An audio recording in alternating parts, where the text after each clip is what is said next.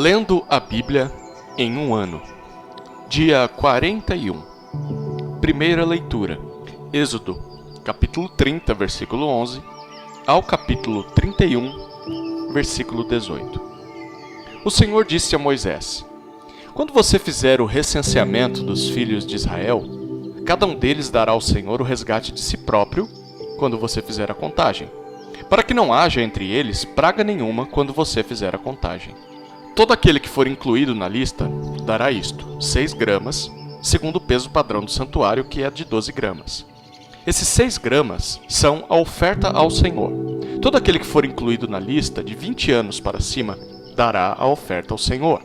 O rico não dará mais de 6 gramas, nem o pobre dará menos, quando derem a oferta ao Senhor para fazerem expiação pela vida de vocês.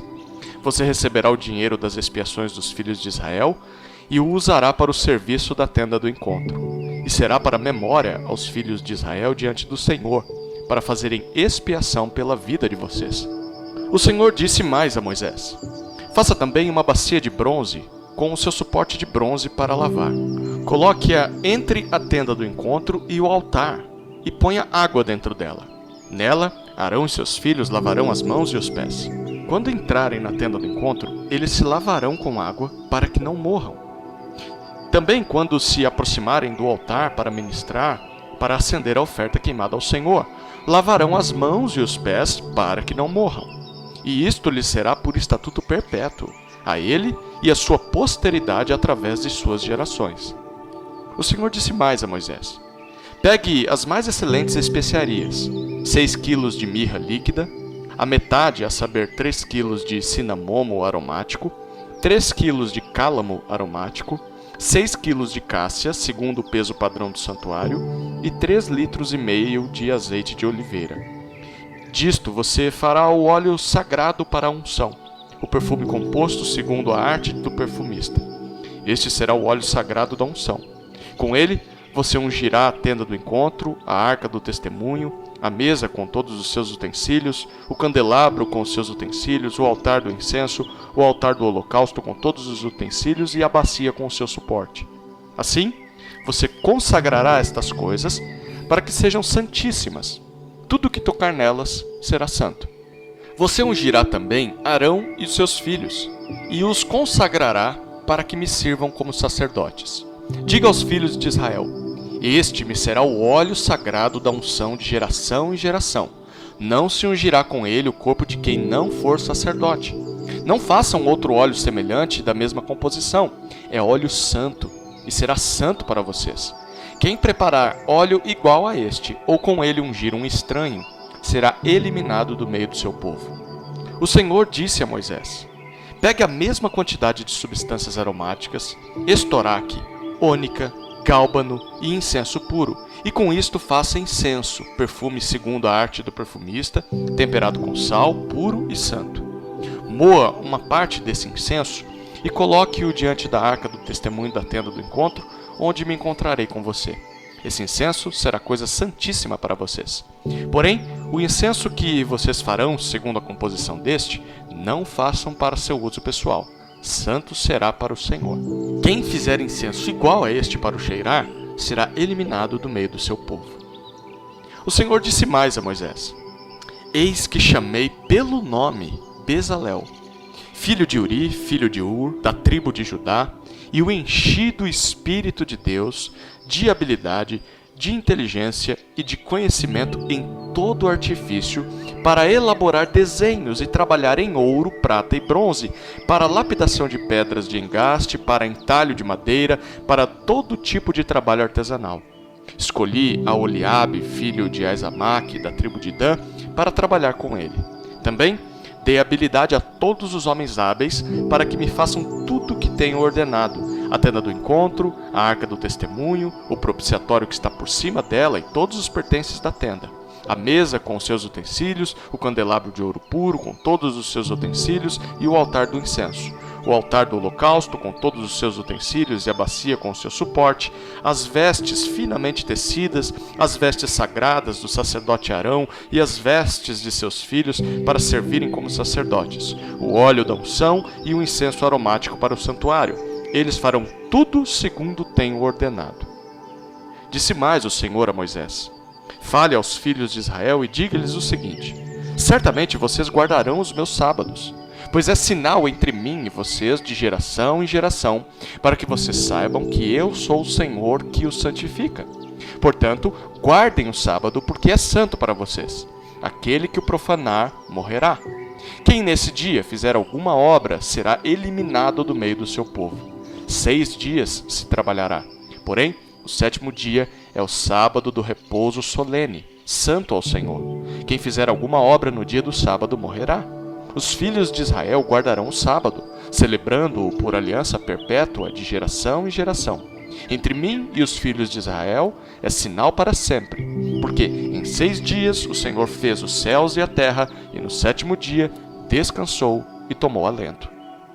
Quando o Senhor acabou de falar com Moisés no Monte Sinai, deu a ele as 2 tábuas do testemunho, tábuas de pedra, escritas pelo dedo de Deus. Segunda leitura.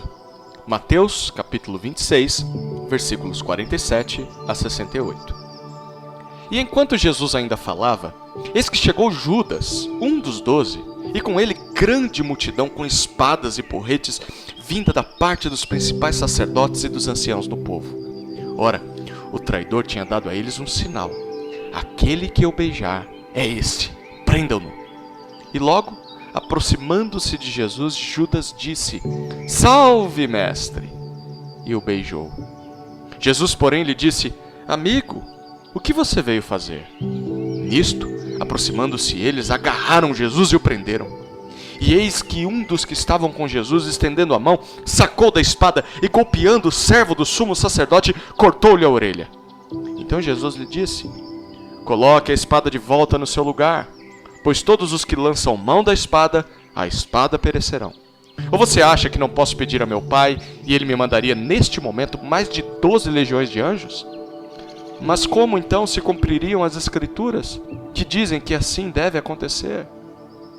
Naquele momento, Jesus disse às multidões: vocês vieram com espadas e porretes para prender-me, como se eu fosse um salteador. Todos os dias no templo, eu me assentava ensinando e vocês não me prenderam. Tudo isto, porém, aconteceu para que se cumprissem as Escrituras dos profetas. Então, todos os discípulos o deixaram e fugiram. E os que prenderam Jesus o levaram à casa de Caifás, o sumo sacerdote, onde se haviam reunido os escribas e os anciãos. Pedro o seguia de longe, até o pátio do sumo sacerdote. E tendo entrado, assentou-se entre os servos, para ver como aquilo ia terminar. E os principais sacerdotes e todo o sinédrio procuravam algum testemunho falso contra Jesus, a fim de condenarem à morte. E não acharam, apesar de terem sido apresentadas muitas testemunhas falsas. Mas afinal, compareceram 2, afirmando: este disse: posso destruir o santuário de Deus e reconstruí-lo em 3 dias. E levantando-se o sumo sacerdote, perguntou a Jesus: você não diz nada em resposta ao que estes depõem contra você? Jesus, porém, guardou silêncio.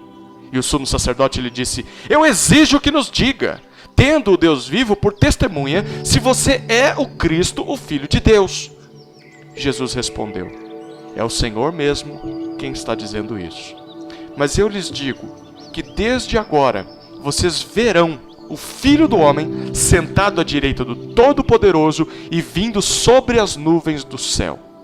Então o sumo sacerdote rasgou as suas vestes e disse: blasfemou, porque ainda precisamos de testemunhas. Eis que agora mesmo vocês ouviram a blasfêmia. O que vocês acham?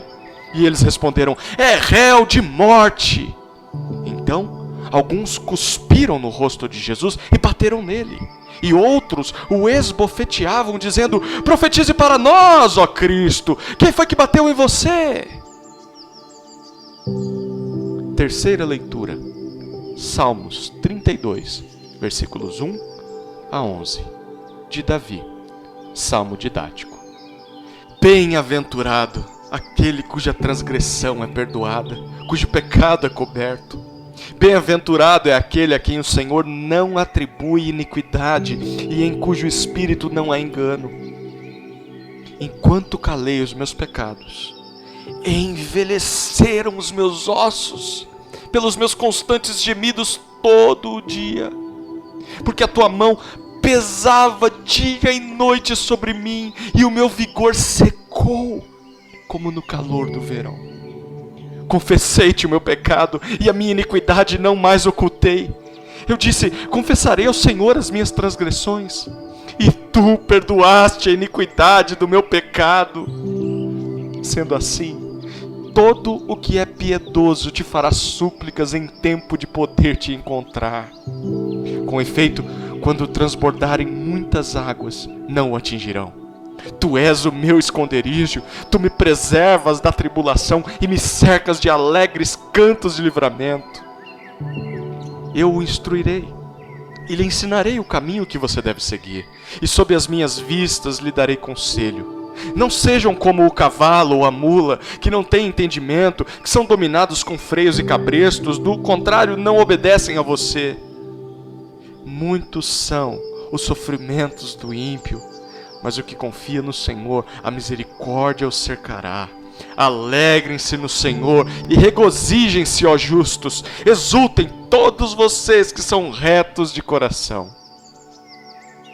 Quarta leitura. Provérbios, capítulo 8, versículos 22 a 31.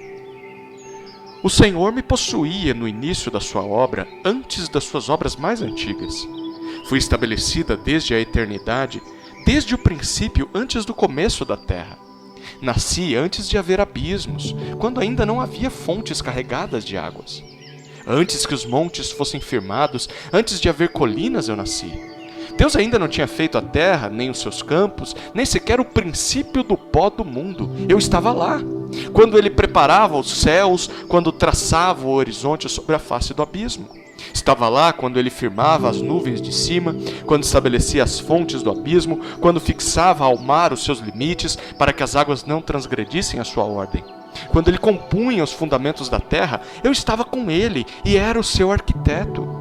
Dia após dia eu era a sua alegria, divertindo-me em todo o tempo na sua presença, divertindo-me no seu mundo habitável e achando alegria junto aos filhos dos homens.